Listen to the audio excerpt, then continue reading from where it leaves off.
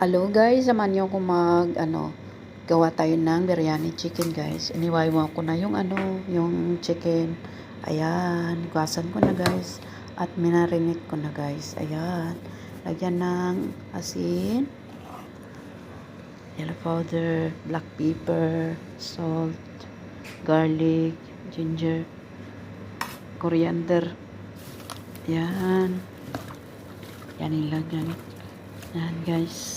Marinate ko na guys. At saka lagyan na ng nag-iwan din ako ng onion guys.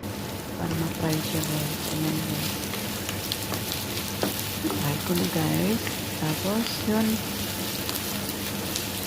Yan. Ma-brown na siya guys. Pupunin na natin yan. Yan.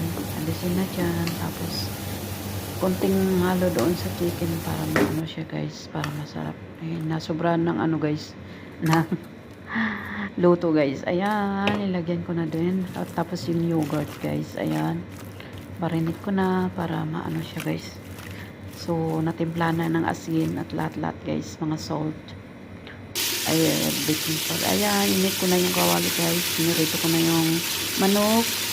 Okay, so yan. Lagay ko na namang lahat mga ingredient guys.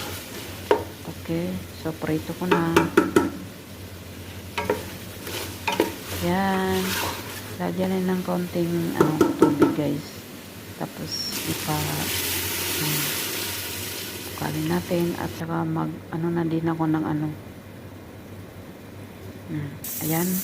10 minutes lang guys para maluto yung chicken. Ayan guys, luto na yung chicken. So nugasan ko na yung rice. Ayan, piniling ko na yung rice. Lagyan ng salt, oil. Ayan guys, ayan, luto na yung rice. So nandyan na, ilagay ko na yung lahat ng mga recipe, chicken. At ayan guys, luto na yung biryani natin, napakasarap. Thank you so much guys. Please subscribe my channel and like and share. Naggawa na din ako ng mga salad. Ayan. And guys, kain po tayo. Happy weekend.